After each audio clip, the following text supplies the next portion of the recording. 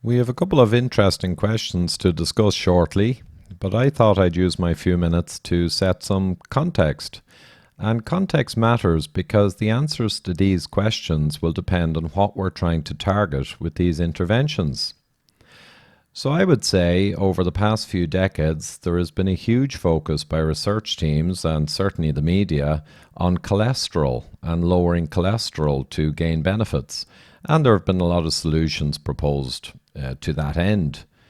But I would also say that we've been perhaps missing the elephant in the room, which is hyperinsulinemic syndrome or metabolic syndrome or insulin resistance syndrome, many names, but it has been largely neglected, I fear.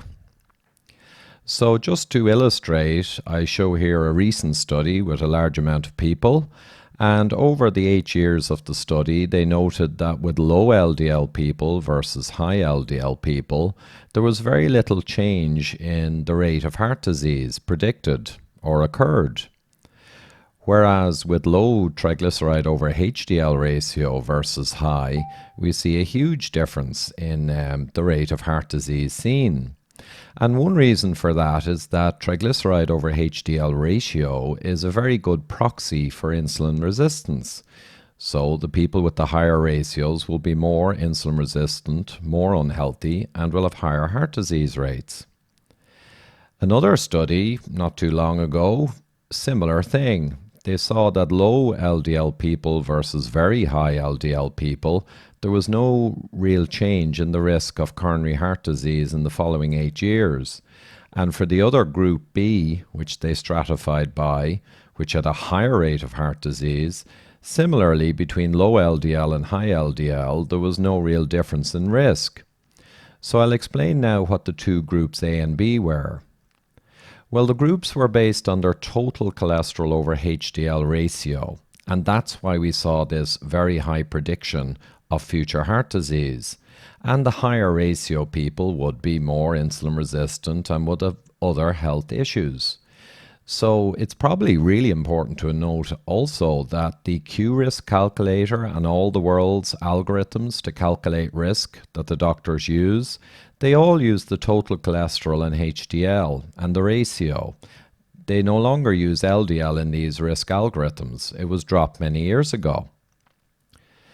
We'll turn now to the calcification scan and the CAC score. This is the world's best measure of your current level of atherosclerotic vascular disease and your risk for a heart attack.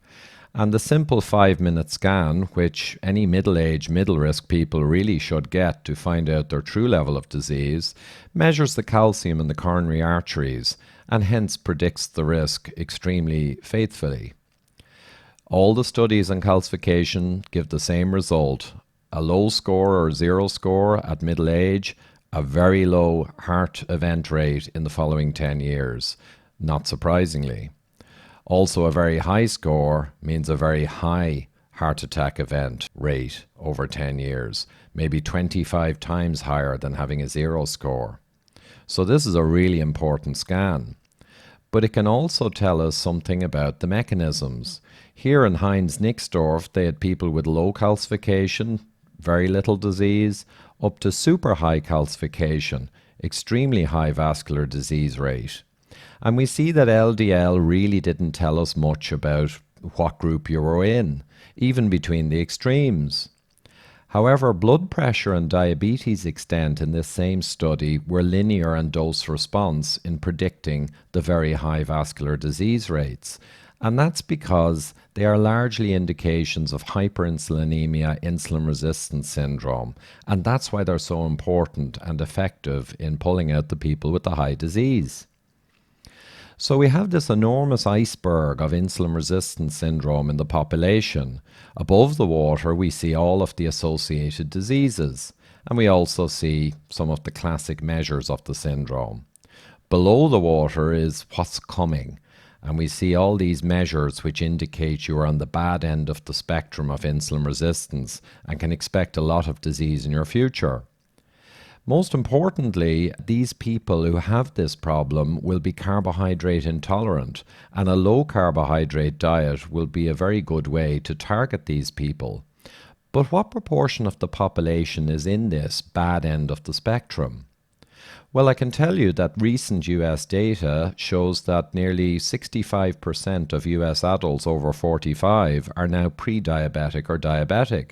No matter what you call it, we're talking about what I'm talking about, which is a tsunami coming. So back to our two questions, well, let's have a look. We know that lowering insulin through low-carb keto diets is extremely effective in dealing with insulin resistance syndrome.